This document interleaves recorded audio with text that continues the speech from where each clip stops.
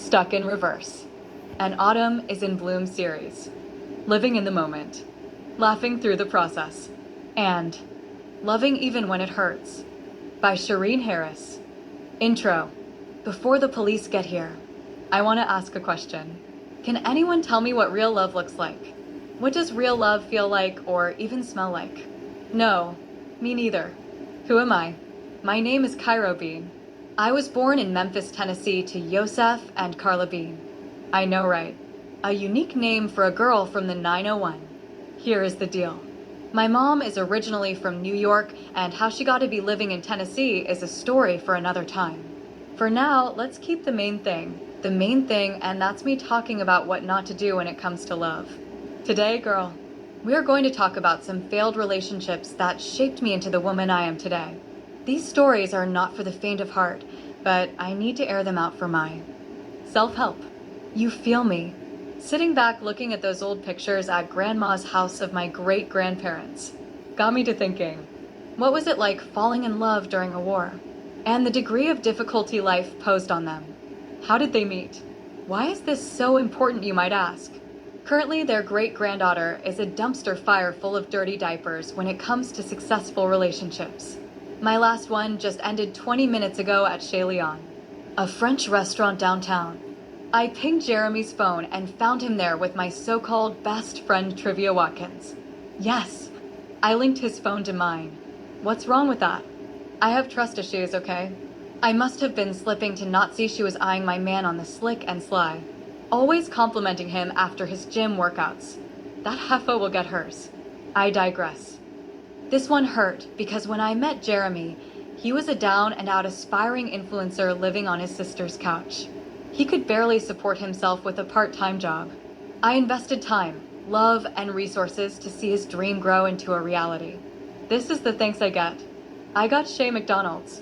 She got escargot. I could have eaten me some snails. Cairo.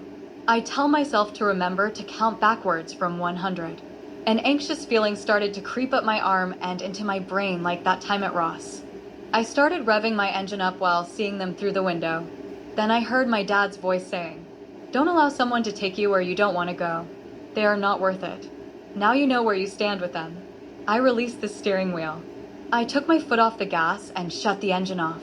Breathe through your nose and out of your mouth is what I told myself.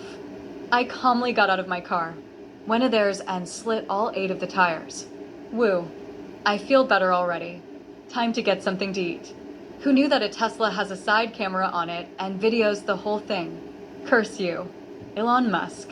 MPD called me and asked me to turn myself in. I gave them my location. Today was so draining. I am tired of being me. This must end. I keep picking the wrong person and expected them to live up to my standards. After Mama bails me out, I am going to a counselor. Time to go and tell Grandma that the police will be here again. Do not want her freaking out from the sirens. 33. My origin story. My parents got married at the age of 20 and now are at year 33. I have seen a successful relationship, and they mean well, but their success brings me undue stress and pressure. In the back of my mind, I feel like they do not approve of my decisions or my choices in men. That makes me feel like I must measure up to their love story. Obviously, they have been spot on with a few of them bobbleheads. But I want it to be my decision and not theirs. So, I rebel against the system of what Mom and Dad want me to do. My impatience has proven to not be successful. So, tell me this. What are the odds of me meeting my soulmate in the middle of the night by accident? That's how my parents met. Not going to happen. I just gotta figure it out myself. So, when I fail, I feel like I failed them. Mom says I have a thing for strays. A stray dog or a struggling man with drama. Chapter 1. Room to breathe. I was wedged between 2 boys. So, some days I felt crowded out with all their sports activities so much, so I had to carve out my place in life by excelling in the arts. Stage and singing was my way to escape the hustle and bustle of being Randall or Ronnie's sister. Some days I had to remind my fellow students I have a name. My mama did not name me Randall's sister. My name is Cairo. You know what? Forget it. I stayed in his shadow for a while. It was not his fault he was born popular. I was told by Mom that at an early age my brother would speak to everyone in Walmart when they were shopping, talking about a tough act to follow Geesh. So, this bubbly personality flowed into middle and high school years. I secretly wished I was born first. Yeah, me being the boss. Large and in charge. Sounds selfish. Hardly. You had to be there. I got to a point where I wanted to date. Talking about a total disaster. Why did I mention that to Randall? He blew his top. He said all boys are dogs. So I said, what are you? He said my point exactly. Leave them ninjas alone. Mom and Dad stepped in to say, Randall, you must let her grow up, and if you are dating, we must be fair. He agreed, but Randall did not like it. Here is what my brother did. He told the boys at my school if anyone talks or looks at my sister, they are a dead man. He meant it. My brother played football and bench pressed over 300 pounds, and he could turn the switch off as a nice guy and become a whole different person.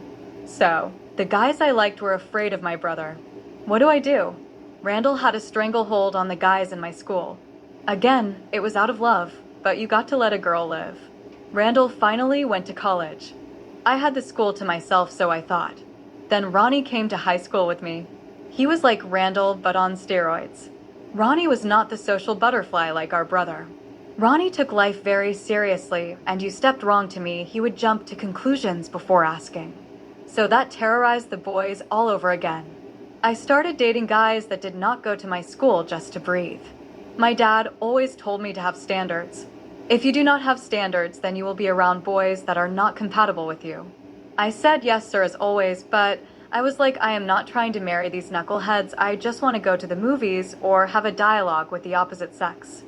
Mom being mom would say stay focused on your goals. Looking back, I felt like Charlie Brown when his teacher was talking. I just tuned it out. I should have listened. The third wheel.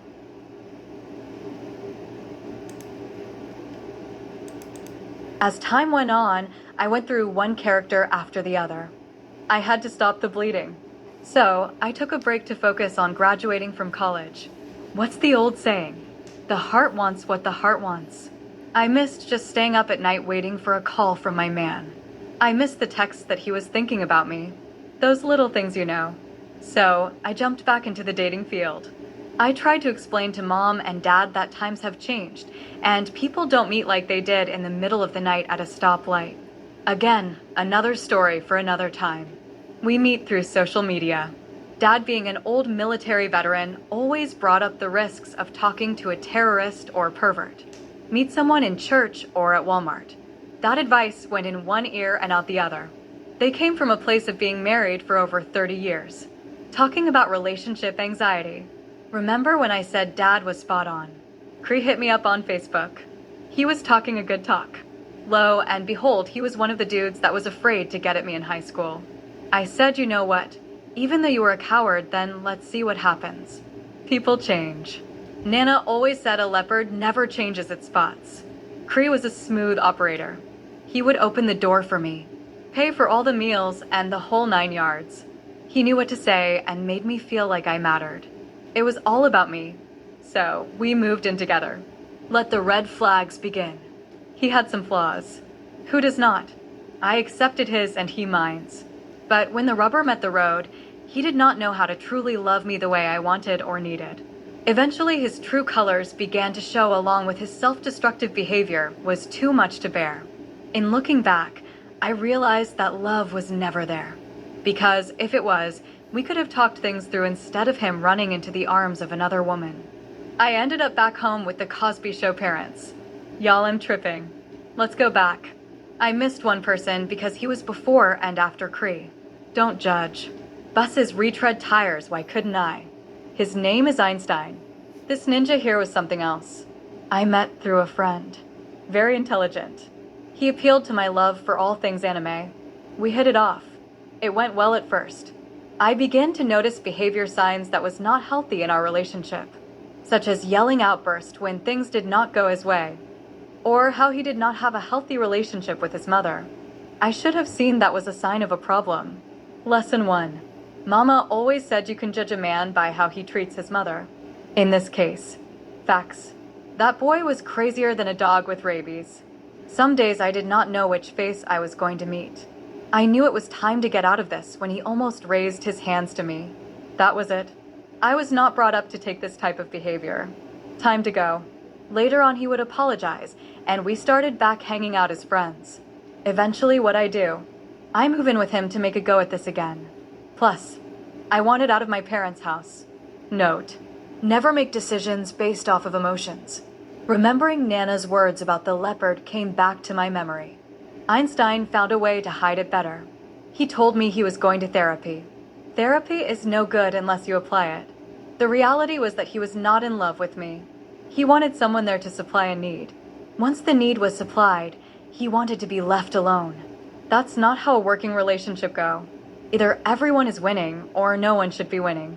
As I walked out of the door for good, I told him that I deserved better, and unfortunately, you are not the better I was looking for. I also said all I wanted was to feel safe and to know you had my back like I had yours. Big Brain could not process what I was saying. He felt like the victim in all this. Unfortunately, I don't babysit grown folks. Walking through the desert alone. After Einstein. You guessed it. Back home for the second time. Different room. Same location. I decided to take another break to recenter myself, and I moved into my own apartment, just me and my dog. I wanted some time for me by myself with myself. Actually, it was good until it wasn't. My friends were getting engaged, some got married, and the others were having children. I was happy for them, but was it wrong to want a piece of that for myself? Not a lot, just a little bit. We would hang out and I began to feel like the third wheel. So I started making excuses of why I was not showing up to functions. What happened? You guessed it. Another stalker. I mean, a man DM'd me. Church and Walmart dating is starting to look promising. Who am I kidding? I am a take a chance kind of girl. Let's throw it up against the wall and see what sticks. I opened my direct message. We started out slowly as friends. Then we got serious. The next thing I know, a pair of shoes in the closet end up being an invitation to move in. So, Mr. Lawrence Griggs III did just that. I know what you are thinking. This sounds like the last two bad experiences. I was thinking that also, but this felt different. He was respectful. He loved his mom. He had a legal tax-paying job and a whole son with a baby mama attached to him. Drama alert. Don't judge. He checked all the boxes. And he was clutch when I needed him the most. Everything was going smoothly until one day my spider senses were tingling. I decided to go through Mr. Man stuff. A couple should not have secrets unless you buried a body in the backyard, and I need plausible deniability. Other than that, I should know who you are. Come to find out, this ninja was still married. Not to his baby mama. I could have dealt with that, but to a whole other chick. Okay, love can hide fault, but this is stretching it. I don't date married men, no exception. Next, he had warrants for his arrest. Breathe, Cairo. You are going to get through this. I felt my anxiety creep up my arm like a spider this time. I wanted to call someone, but who? My friends. No way too embarrassing. My brothers Ronald and Ronnie. No. All they know is to punch him out. I can't afford for them to go to jail. What about mom and dad? No again. I don't want to hear I told you so right now. So I sucked it up and buried it in my heart until a later time. I'm thinking to myself there has to be a good explanation. I am also thinking these bills are piling up with him. How will I survive without his help? I don't want to go back home for the third time. As I am pacing the floor, I am doing my best not to call his job and go full Dragon Ball Z or drive to his job and go reenact a scene from Acrimony on his car. Nope. I am going to wait until he gets here and have a real conversation like adults. Then buy a shovel. He walks in all lovey-dovey like his normal charming self. He saw the look on my face and quickly realized this was not the time for hugs and kisses. He said, Cairo, what is wrong? I showed him his mail from his shoebox. He sat down and said nothing. So I said, do you care to explain what I just read? He started crying. I had no choice but to loosen my fist and relax my hands. Not to console him, but B slapped some manhood back into his body. Ninja, you are busted. Now speak. Man up for once. After he blew his nose. He said it was not his fault. He is a victim of circumstances. All he wanted was to love me the way I always wanted. I said love is not enough. In a healthy relationship, there can be no lies, and the fact that you are swimming in a pool of them lets me know this cannot continue. I apologize to you, Lawrence, because I saw the warning signs, but I went past them anyway, hoping that you and I could work. I don't even know who you are. I cannot trust you as far as I can throw you. Cairo, I am sorry. Can you forgive me and give me another chance? I can be better. In time, I will forgive you. Forgetting now, that's another story. It's a saying I want to share with you as you pack up your stuff and head towards the door. Dog bites me the first time.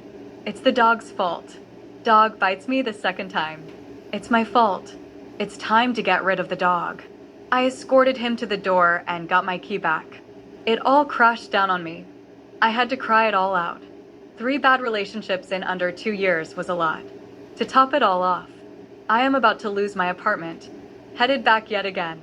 You thought I forgot about wheelchair Raymond. He was just a fill-in, I guess. But you know me. If you say one thing and do another, there will heaven to pay for your betrayal.